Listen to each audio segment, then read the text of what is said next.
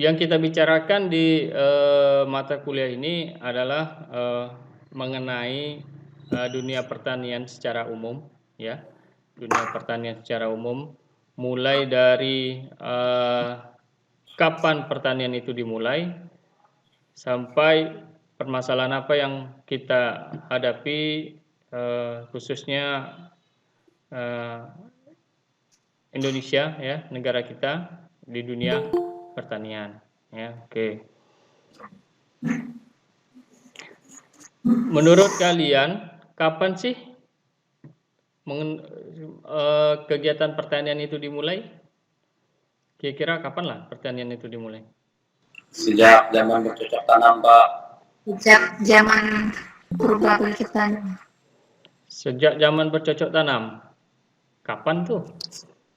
Sejak zaman dahulu. Purba, Pak, masih purba. Manusia purba. Manusia purba sudah bercocok tanam? Sudah ada, Pak.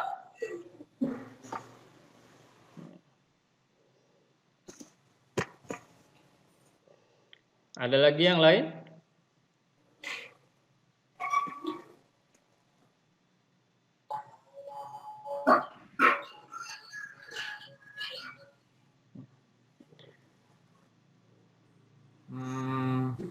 Sejak nenek moyang kita ada di dunia ini, Pak. Nenek moyangmu siapa tuh, nenek moyangmu tuh? Oke, saya akan menceritakan bagaimana sih pertanian itu bisa kita katakan pertanian itu dimulai, ya.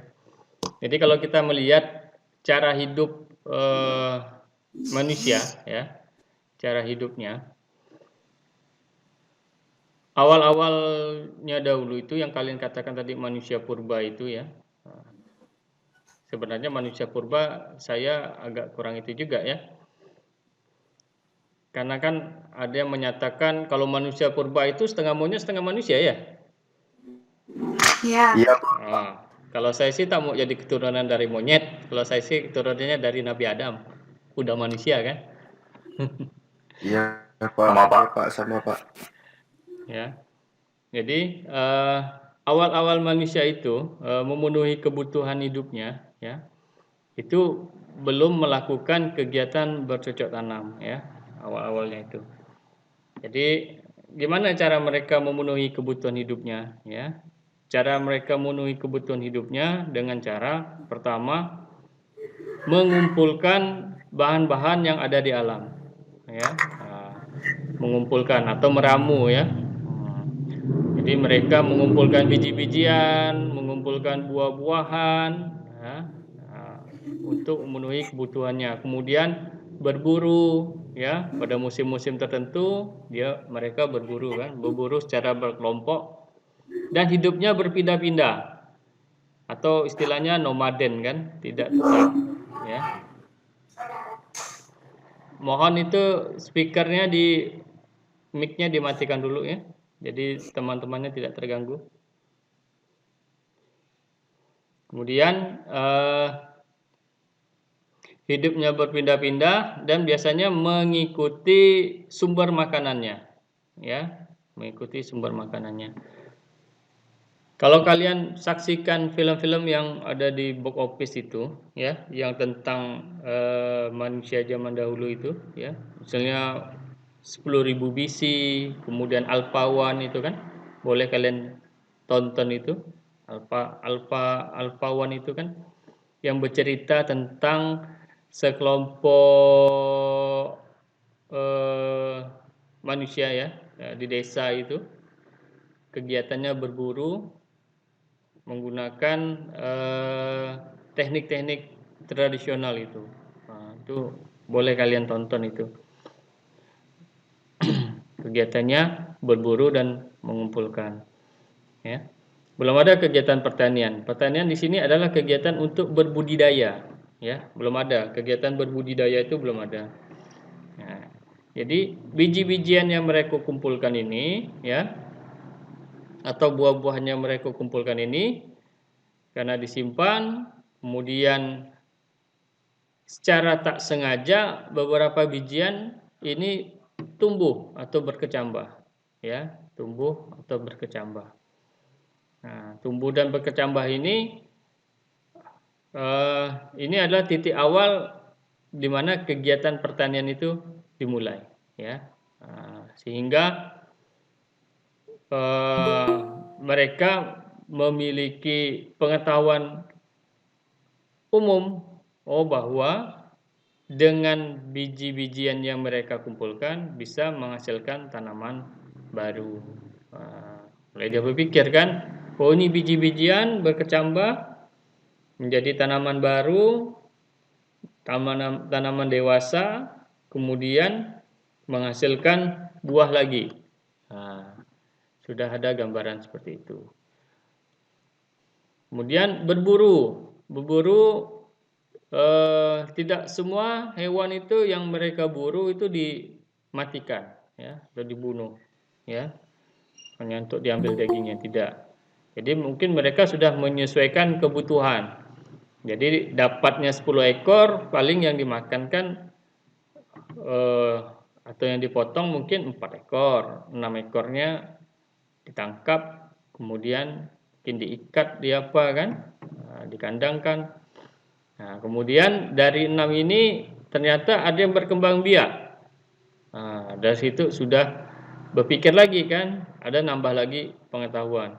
Bahwa dengan menyimpan beberapa hewan ini bisa menghasilkan lagi, ya, dari 6 mungkin bisa lebih dari 6 jadinya. Jadi kegiatan-kegiatan mulai dari menjinakkan tanaman dan hewan inilah dikatakan sebagai awal pertanian, ya. Kalau kita bicara soal waktu, tidak ada yang tahu pasti kapan fix mulai pertanian ini dimulai, ya. Zaman prasejarah ini pastinya sudah dimulai kan. Tapi kalau kita lihat dari kitab suci itu sudah disebutkan bahwa Nabi Adam itu kan untuk buah-buahan itu sudah mengenal kan, buah-buahan, pohon-pohonan, tanam-tanaman, hewan itu sudah mengenal. Kecuali kalau ada yang ingin nenek moyangnya dari yang teori evolusi itu, dari monyet ya. Kalau saya sih tak mau lah kita keturunannya dari monyet, ya kan? Oke, kita lanjut ya. Kemudian beberapa catatan sejarah yang menceritakan tentang pertanian ini, ya. Pertama yang ada di Tiongkok ini, ya, di Cina, Kaisar Cina ini Sennung ini. Sennung ini juga biasa disebut dengan dewa pertanian atau dewa pengobatan atau petani dari surga, surgawi. Ya, gelarnya seperti itu, ya. Karena pada zaman dia ini dunia pertanian itu inovasinya itu memiliki terobosan di zaman dia ini, ya. Dasar dari terobosannya itu adalah pertama ya balik lagi ya, pertanian untuk memenuhi kebutuhan hidup, makan, ya. Nah, di mana rakyatnya ini suka makan daging sapi dan ayam. Ya. Rakyatnya ini suka makan daging sapi dan ayam. Tentu ada usaha ingin memenuhi kebutuhan daging sapi dan ayam, ya kan? Nah, bagaimana usahanya itu? Ya. Kemudian Sennung ini memiliki kebiasaan itu untuk mencicipi tanaman-tanaman liar yang ada di hutan, ya. Jadi dari sejarah itu satu hari itu dia bisa mencicipi itu 70 jenis tanaman itu.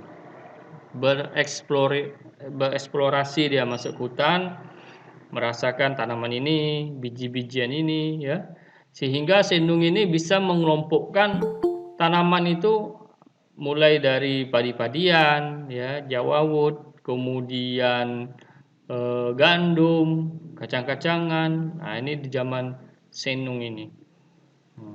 Kemudian terobosannya lagi di dunia pertanian itu adalah dia memiliki gagasan untuk membuat alat pengolah tanah. Cangkul itu. Jadi kan cangkul itu dibuat dari kayu ya, belum ada zaman besi ini, belum ada. Jadi menggunakan kayu untuk mengolah tanah untuk kegiatan pertanian ya. Nah, maka pada zaman ini kegiatan pertanian ada peningkatan di inovasinya. Sampailah zaman Kekaisaran Cina ini buku Sennung ini dibukukan ya, zaman dinasti Han itu dibukukan mengenai aktivitas Sennung ini ya. Tapi Sennung ini menurut sejarah juga meninggalnya itu karena mencicipi tanaman yang memiliki racun ya. Ya, ada sejarah seperti itu karena dia punya kebiasaan mencoba jenis-jenis tanaman sehingga suatu hari dia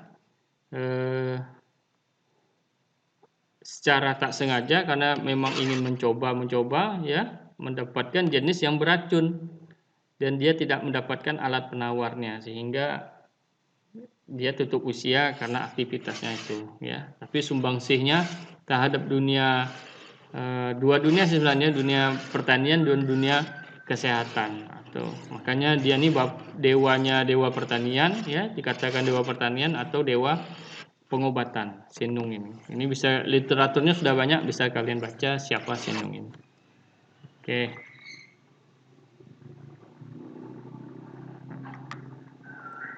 Nah, jadi ini tidak bisa kita pungkiri ya bahwa dari waktu ke waktu jumlah populasi manusia itu terus meningkat ya. Nah, ini tidak bisa kita pungkiri lagi, apalagi Indonesia ini udah 200 juta lebih jumlah penduduknya ya, terus meningkat. Nah, bisa kalau kalian lihat saja di sekitar tempat tinggal kalian itu jumlah rumahnya bertambah, jumlah orang di desa bertambah, ya kan? Bertambahnya jumlah penduduk itu pasti diikuti dengan kebutuhan untuk makan juga akan meningkat, ya pasti itu. Tidak mungkin orangnya bertambah, tapi jumlah yang untuk dimakan itu tidak bertambah, ya pasti bertambah juga, ya. Kalau kita tidak bisa memenuhi kebutuhan untuk kita makan tadi, itulah nanti timbul macam-macam ya, bahaya kelaparan lah ya, kemudian tingkat kriminalitas yang tinggi ya. Karena apa? Karena untuk memenuhi kebutuhan makan tadi ya. Kalau dari kegiatan berburu mengumpulkan biji-bijian atau kacang-kacangan ya, yang namanya mengumpulkan, yang hari ini dapat, besok belum tentu dapat. Nah, berburu juga sama, ya. Tidak mungkin kita tiap hari berburu itu bisa dapat terus kan. Nah, kalau tidak dapat, memang kita tetap merasakan kenyang. Tentu tidak akan mengalami kelaparan, ya kan. Sehingga kalau dari kegiatan mengumpulkan saja tidak cukup, bagaimana solusinya? Ya, solusinya adalah dengan cara membudidayakannya, ya, membudidayakannya. Nah, ini kalau zaman Sennung ini, ya, dia bagaimana cara inovasinya? Dia menciptakan baja, kemudian menanam Jawa wood ini, ya, kayak padi-padian itu, ya, Jawa wood itu. Kalau sekarang Jawa wood untuk makanan burung kan? Biji-bijian ya padi itu ya, untuk memenuhi kebutuhan pakan ternak atau langsung dimakan oleh rakyatnya, sehingga dia memiliki jalan keluar untuk mengatasi kemiskinan itu dengan menanam Jawa wood ya. Kemudian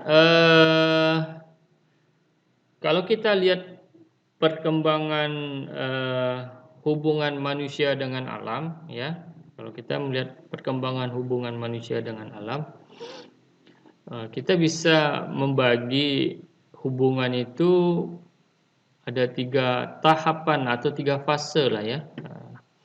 Fase yang pertama itu hubungan manusia dengan alam, ya. Manusia menganggap bahwa alam itu sebagai sumber kekuatan. Nah, ya. Alam sebagai sumber kekuatan. Kenapa bisa hubungan itu terjadi, ya? Karena semua kebutuhan hidupnya itu disediakan oleh alam, ya. Jadi manusia itu menganggap alam adalah sumber kekuatan yang hakiki, ya. Nah, ini bisa kita lihat dari peninggalan-peninggalan zaman dahulu itu, ya, bahwa banyak tempat-tempat pemujaan untuk alam itu kan. Karena menganggap alam adalah sumber kekuatan, ya. Ada Stonehenge di Inggris, ya. Ya.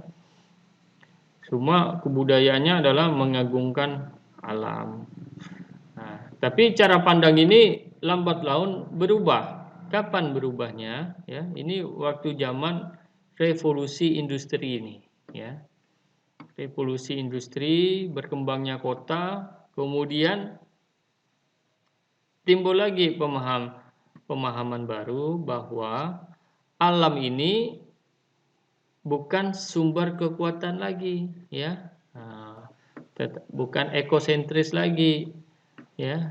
Tetapi sudah egosentris. Egosentris artinya senternya itu manusia. Jadi manusialah sumber kekuatannya, ya.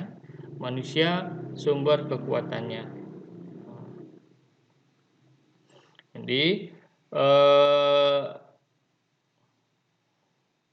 Jadi alam ini adalah memang disediakan untuk manusia untuk memenuhi kebutuhannya. Sampai di sini ada yang ingin ditanyakan?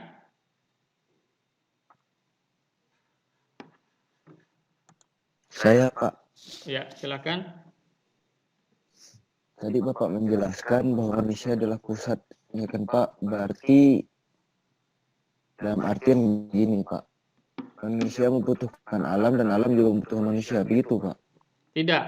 Jadi fase yang kedua itu manusia menganggap bahwa alam ini adalah sumber untuk memenuhi kebutuhannya, ya. Jadi posisi manusianya itu lebih tinggi dibandingkan alam, ya.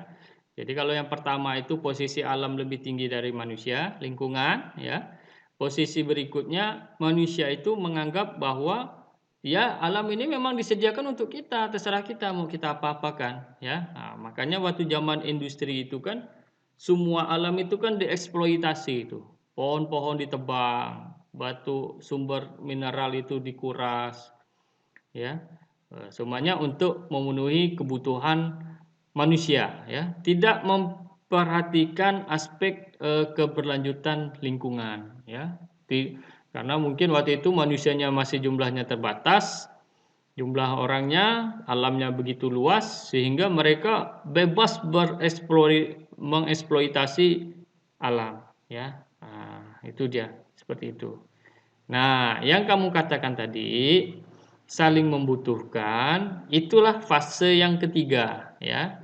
Setelah manusia melakukan eksploitasi alam secara berlebihan, ternyata memberikan dampak ke manusia. Ya. Jadi manusia menebang pohon, menggundulkan hutan, membuat kota-kota baru, mulai terasa.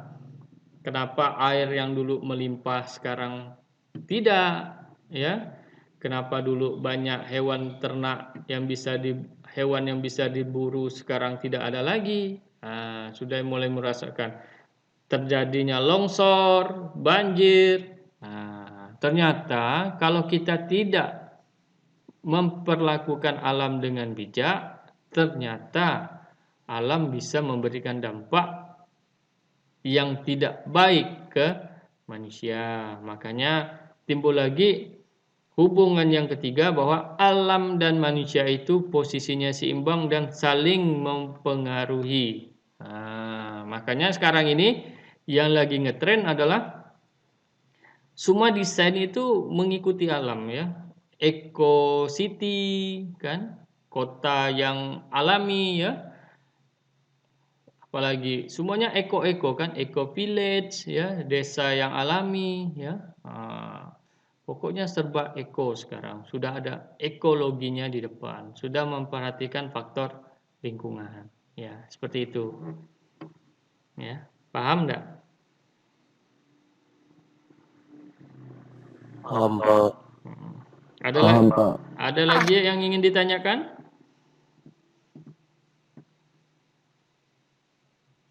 Kita lanjut ya. Jadi pada suatu tahap dalam peradaban kuno ini ya, orang akan beralih dari usaha berburu dan mengumpulkan hasil alam menjadi kegiatan bercocok tanam ya. Ya. Kalau hanya mengandalkan kegiatan buru dan mengumpulkan ya, tentu tadi saya katakan bahwa kegiatan kita ini untuk memenuhi kebutuhan untuk makan ya, makan kita ini kan sudah rutin ini sehari 3 kali kan. Nah, kemudian dengan jumlah yang cukup ya, bisa makan 3 kali sehari. Kalau jumlahnya tidak cukup, tidak memenuhi kebutuhan kita juga ya kan. Nah, kemudian kebutuhan itu kan waktu-waktunya sudah pas itu ya. Nah, kalau kita katakanlah sekarang ini kita makannya pagi, siang atau malam ya, jam ekologisnya sudah sama nih. Kalau lewat jam itu kita merasakan lapar ya. Nah, ini tidak bisa kita penuhi kalau hanya dengan kegiatan mengumpulkan atau berburu ya. Jadi kegiatan kita habis untuk mencari atau mengumpulkan makanan saja ya.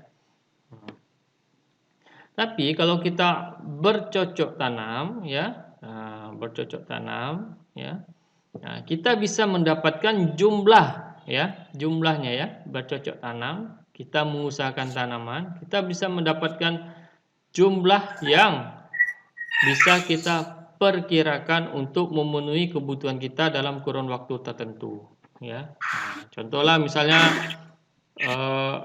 orang tua kita atau datuk nenek kita bercocok tanam itu nanam padi misalnya. Sekali nanam itu mungkin bisa makan untuk mungkin 1 tahun kali ya, sampai musim panen berikutnya itu bisa ya kan. Artinya untuk kebutuhan 1 tahun kita sudah ada ini berasnya kan. Nah, tinggal mencari yang lain-lainnya. Yang lain-lainnya itu apa? Misalnya sayur-sayur kan, tak mungkin kita mencari sayur masuk ke hutan lagi untuk mendapatkan sayur kan. Nah, makanya kita tanam di dekat-dekat perumahan kita atau dekat pemukiman kita, maka letaknya dekat dengan pemukiman ya. Kemudian karena sudah kita tanam di sekitar kita, jumlahnya banyak ya, maka tidak perlu kita repot-repot mengambilnya kemudian disimpan. Nah, kalau kita mengambil disimpan itu kan kita mendapatkan bahan makanan yang tidak segar ya, terutama daun-daunan ya. Nah, pingin makan apa misalnya sawi ladang misalnya kan, kalau ada di sekitar kita tidak perlu kita petik dulu sekian hari baru kita makan kan, tidak bisa, busuk dia kan. Nah, tapi kalau tanamannya ada di sekitar kita ya, begitu kita ingin makan kita bisa petik, kita bisa masak, kemudian kita bisa makan ya. Jadi ini keuntungan kita ya. Pertama, bahan makanan dapat diperoleh sewaktu-waktu ya. Siang ini ingin makan sawi, ingin makan terong asam, sudah ada di belakang, tinggal petik, tinggal masak. Oke. Ingin makan apa lagi? Nah, makan pisang. Nah, pisang ada juga ya, tanaman pekarangan itu sudah ada ya. Kemudian tidak perlu lagi masuk ke hutan untuk mendapatkan bahan-bahan itu ya, karena sudah ada di sekitar tempat tinggal kita. Kemudian kita bisa mengkonsumsinya dalam bentuk segar, ya. Tidak perlu kita awet-awetkan, ya. Ya. Apalagi kalau udah sampai busuk kan, tidak perlu lagi, ya. Nah, itu dia. Kemudian usaha pertanian ini ya diduga ya, usaha pertanian ya di berbagai masyarakat primitif itu diprakarsai oleh wanita. Ya, dengan maksud menyediakan makanan bagi keluarga, ya.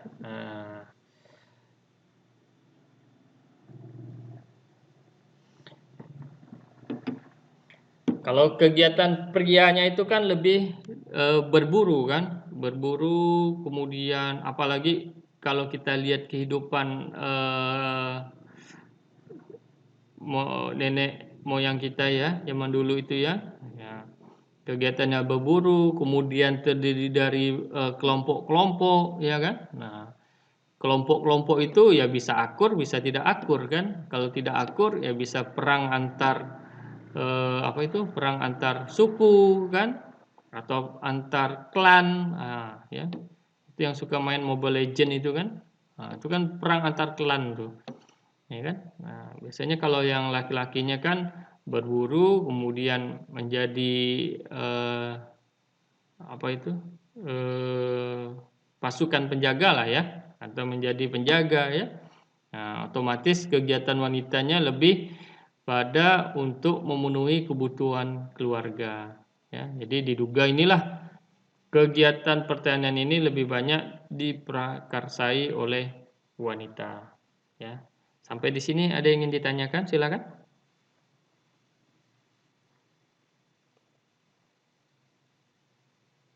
Sampai sekarang kali ya, banyak yang bertani itu ibu-ibu ya. Kalau di tempat tinggal kalian gimana? Masih ada juga yang bertani? Masih ada Masih banyak, Pak. mayoritas Masih ibu ya. semua.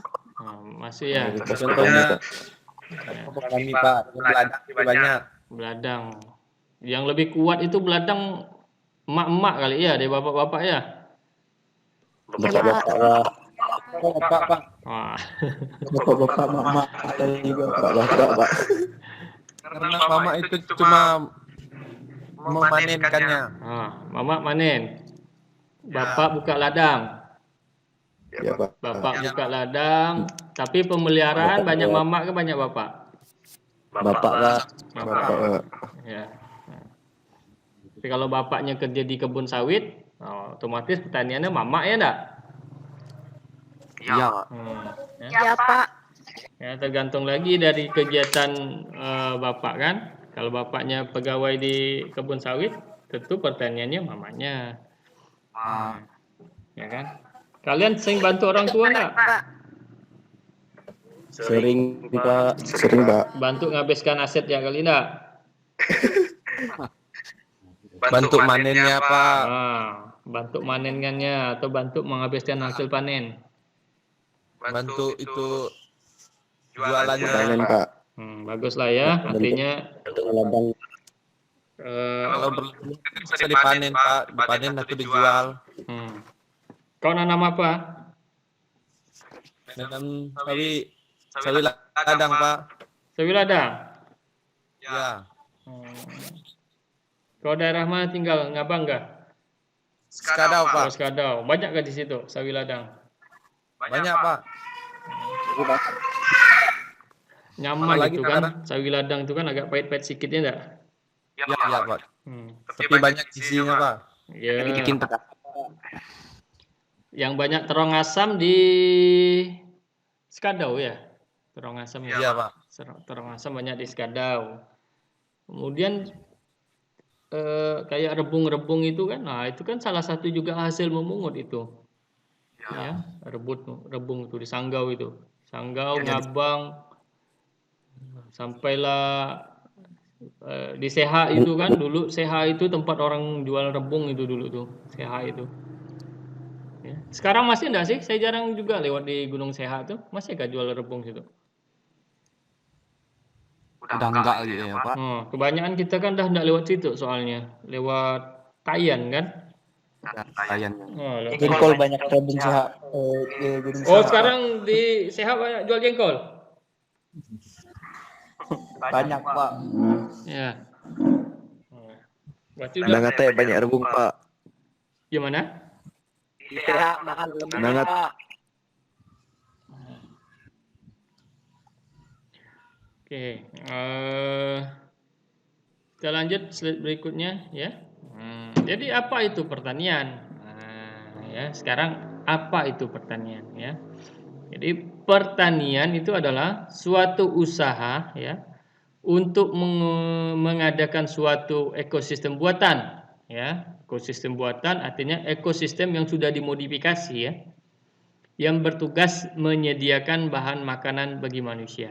Ingat, kegiatan awal kita berburu, mengumpulkan, itu kan kegiatan utamanya adalah untuk memenuhi kebutuhan makan.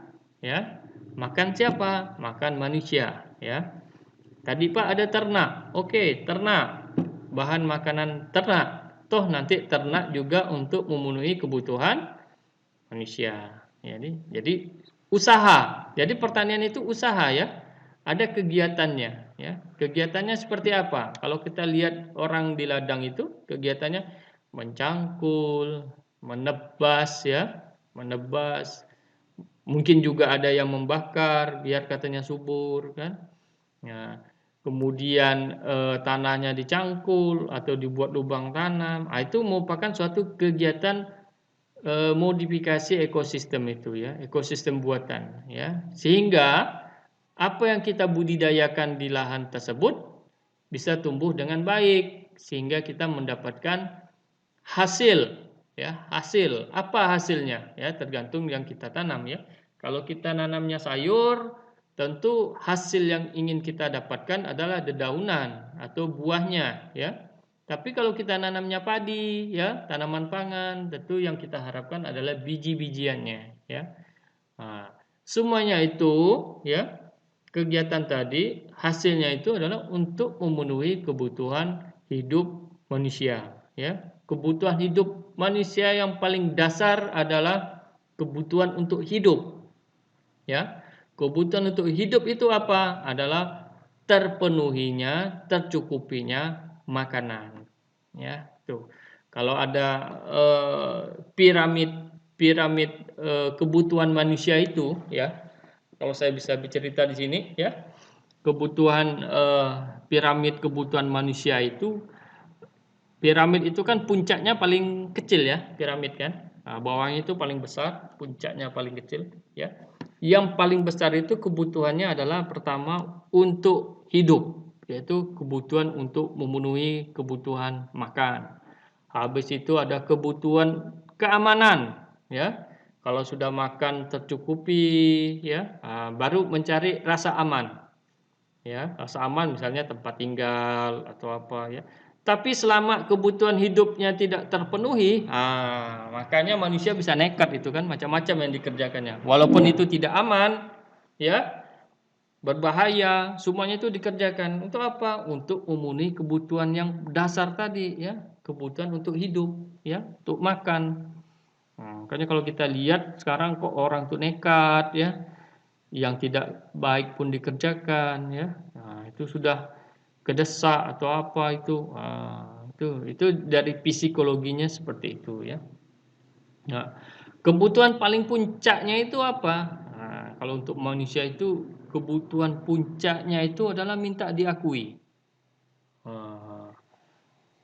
Topnya itu, paling puncaknya itu adalah kebutuhan untuk diakui.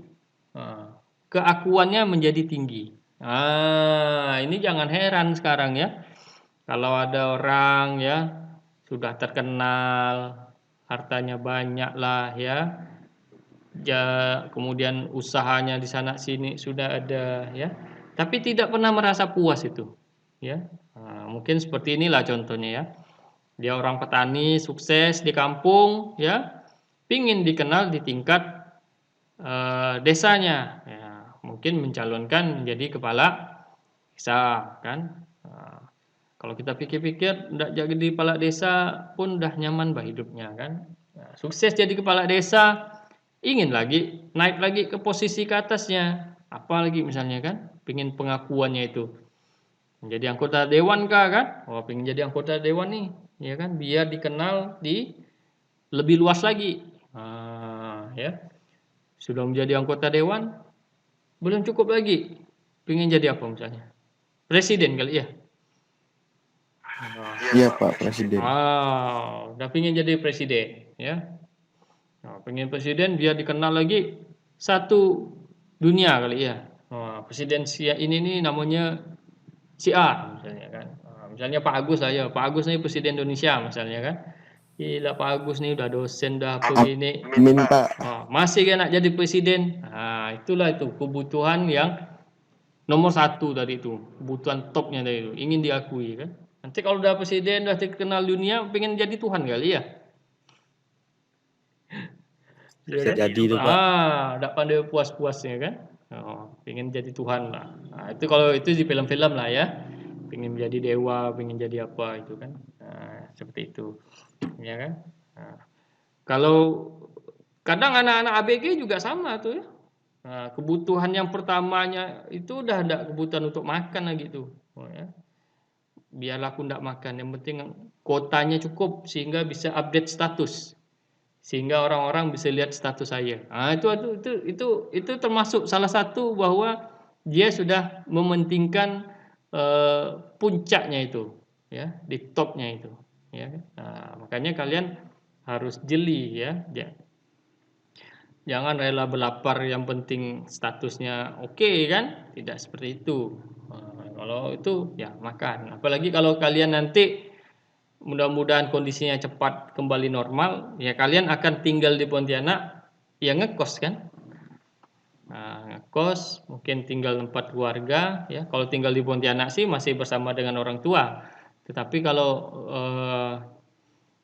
jauh dari orang tua, itu harus kalian pikirkan itu ya. Jangan sia-siakan pengorbanan orang tua memberi kalian uang kiriman tiap bulan, tetapi tidak dipergunakan uangnya secara bijak. Ya, kami mengharapkan kalian kuliah tepat waktu, kemudian beraktivitas sesuaikanlah dengan tempat dan porsinya ya, karena kalian adalah sebagai mahasiswa. Tujuan utamanya adalah di pendidikan ya. Jangan yang lain-lain ya. Jangan nanti ke Pontianak dapat teman ngumpul ya, warung kopinya sedap, wifi-nya laju ya kan. Kemudian dapat HP yang keren lagi, dah lupa kuliahnya, ngegame ya sehari-harian, semalam-malaman. Besok kuliah terlambat, tugas tak buat, ujung-ujungnya gagal kuliahnya, nambah lagi semesternya, nambah lagi biaya, dan seperti itu ya. Jangan seperti itu. Kemudian, ini kita lihat perkembangan dari pertanian ladang menuju ekosistem lalang ya. Ekosistem alamnya pertama hutan ya, hutan kemudian bisa dibuka ya. Ini menjadi ladang ini ya, kegiatan perladangan. Ini bisa kita lihat sampai sekarang lah ya. Hutan-hutan sekunder itu dibuka kemudian dirubah menjadi areal pertanian ya. Kemudian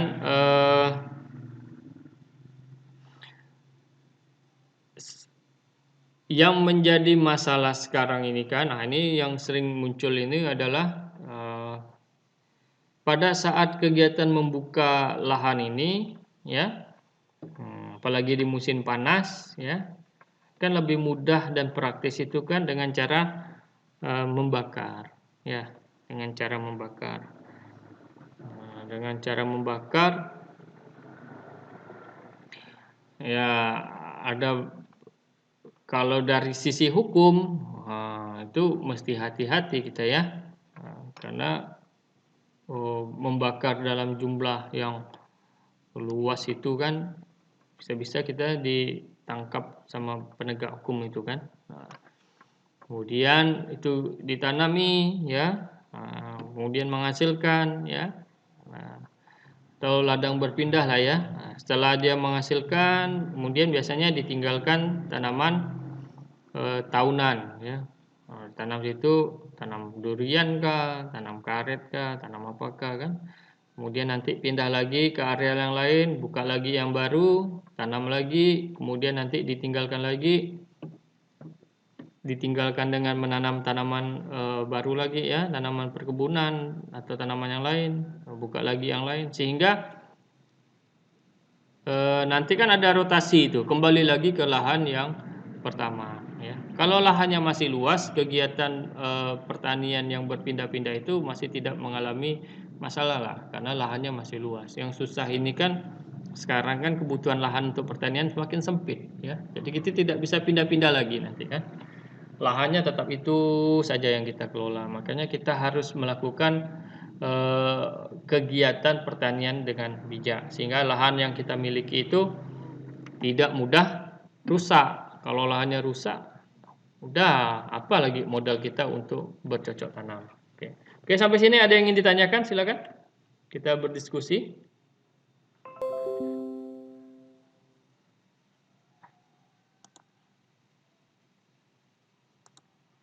Ada yang ingin ditanyakan?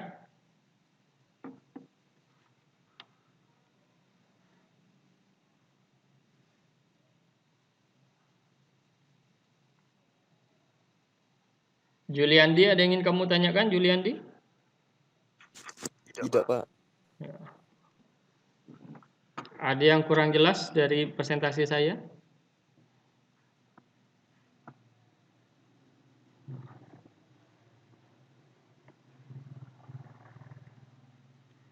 Ya, kalau tidak kita lanjut ya. Kita lanjut.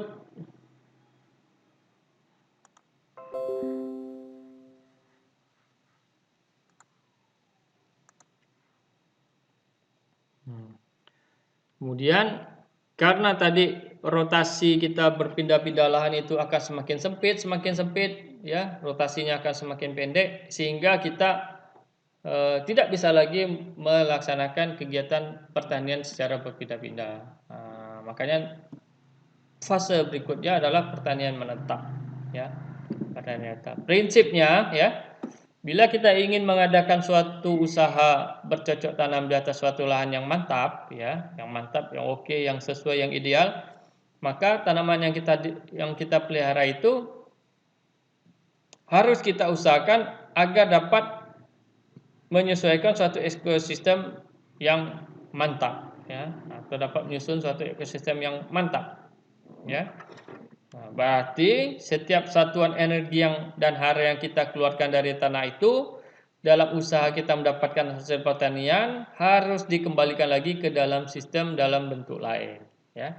Jadi cerita singkatnya seperti ini. Kita ingin mengharapkan hasil pertanian yang terbaik dari lahan yang kita miliki ya. Kita ingin tumbuhnya bagus, subur ya. Kemudian hasil produksinya tinggi ya. Nah, tentu ingin mendapatkan yang kita inginkan tadi ya, harus ada usaha. Usahanya apa ya? Usahanya adalah dengan memodifikasi ekosistem tadi sehingga bisa memenuhi kebutuhan hidup tanaman tersebut ya. Contohnya misalnya dia perlu air, bagaimana kita bisa mendatangkan air pada lahan yang kita kelola ya. Nah, kemudian dia perlu apa lagi? Perlu unsur hara ya. Nah, jadi perlu kita tambahkan unsur hara ya. Nah, nanti kan unsur hara itu kan terangkut di hasil panen ya. Awal mulanya kesuburan tanah kita itu 80% ya. Tingkat kesuburan tanah kita 80%. Kemudian kita menanam di situ ya.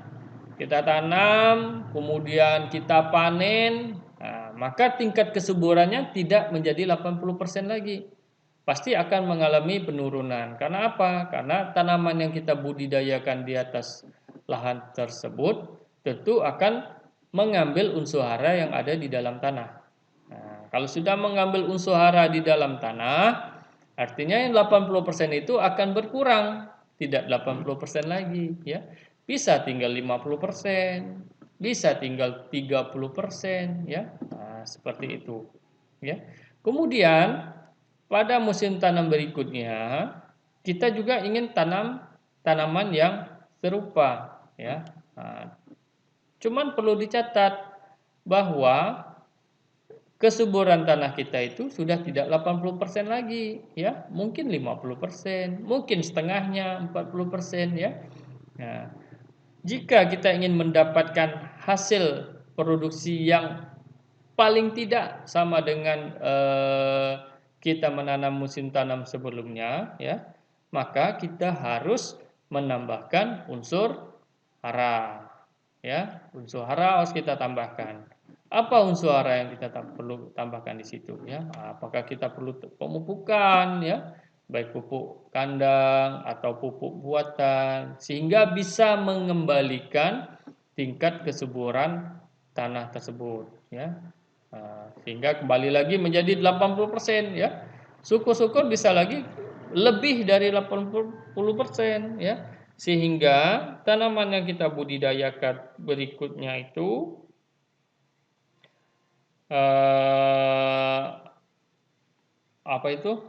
bisa berproduksi sebaik yang awal, ya. Itu dia, seperti itu, ya. Kemudian cara memilih jalan masukkan energi dan hara, ya, dengan cara apa? Dengan usaha pertanian menetap tadi, ya. Kita mengusahakan tanaman di situ, dipupuk lagi, dan kita tidak pindah-pindah, tetap saja di lahan yang sama, ya. Contohnya ada di sawah ini, ya. Sawah kan kita tidak pernah pindah-pindah, itu di situ terus, ya. Kemudian umumnya ada dua cara utama pengusahaan lahan pertanian, yaitu pertama dengan bercocok tanam atau usaha pertenakan, ya. Jadi bisa bercocok tanam, bisa juga dengan cara berternak, ya. Yang terbaik menggabungkan keduanya, ya, pertanian campuran. Nah, ini pertanian campuran tadi, misalnya, ya, kita memanen hasil pertanian, ya, misalnya jagung. Jagung kita panen, kita ambil jagungnya, kemudian limbahnya itu kita kasihkan ke ternak, ya. Ternak sebagai pakan, ya, pakan ternak, ya. Jadi sisa dari kegiatan pertanian itu dimakan oleh ternak, ya. Nanti kalau ternaknya sudah besar, ya, bisa kita ambil dagingnya atau bisa kita manfaatkan tenaganya. Tenaganya untuk apa? Mengolah tanah.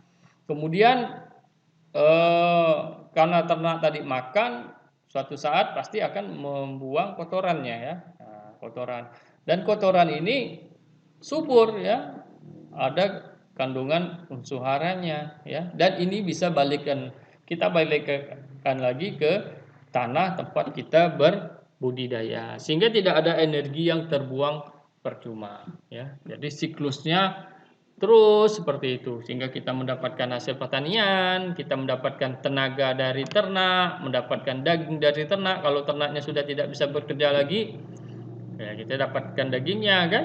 Kemudian setiap hari kita mendapatkan kotorannya yang bisa kita olah menjadi pupuk kandang, dan pupuk kandang ini kaya akan unsur hara dan bisa kita balikkan lagi ke tanah, sehingga kesuburan tanah kita kembali lagi menjadi tingkat kesuburannya menjadi balik lagi, ya. Oke. Sampai di sini ada yang ingin ditanyakan?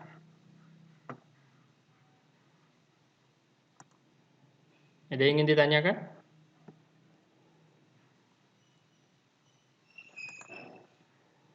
Nah, paham enggak apa yang saya sampaikan nih?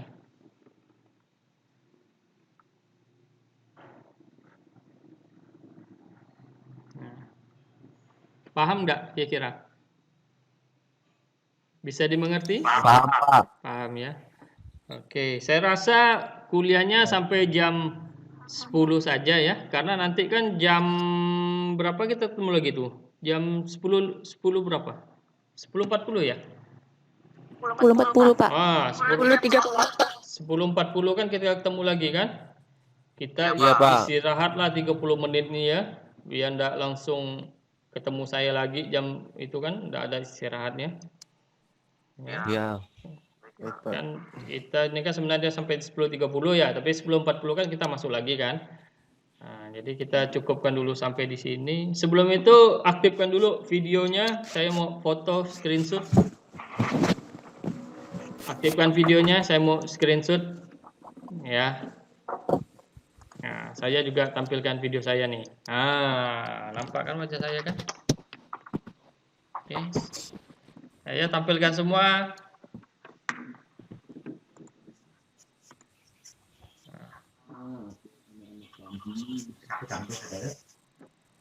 Oh, iya. Ada masih belum yang menampilkan? Masih ada berapa orang tuh? 3 orang itu. Ayo tampilkan semua.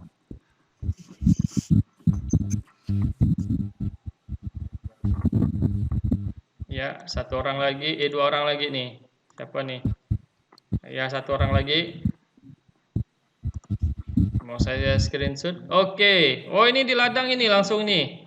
Petani sejati nih. Kok hilang lagi mukanya? Di ladang, Pak. Ah, enggak apa-apa. Itu lebih bagus. Orisinil itu. Ah, di kebun ya, enggak apa-apa. Tampilkan fotomu, videomu, tampilkan.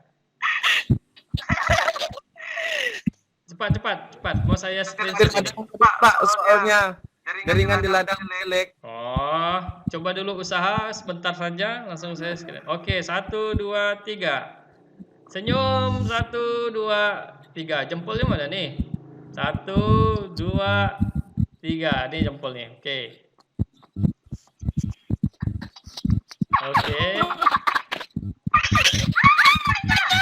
Wah, geli hatinya ya. Oke. Jangan bilang, woi. Kita cukupkan dulu kuliahnya sampai di sini ya. Kita ketemu lagi jam 10.40 ya. Sudah absen semua ya? Gimana? Udah Pak, udah semuanya. Oke. Sip, kita ketemu lagi 10.40 ya. Saya tutup ya. Baik, Pak. Assalamualaikum warahmatullahi wabarakatuh. Selamat siang dan salam sejahtera. Ya, Pak.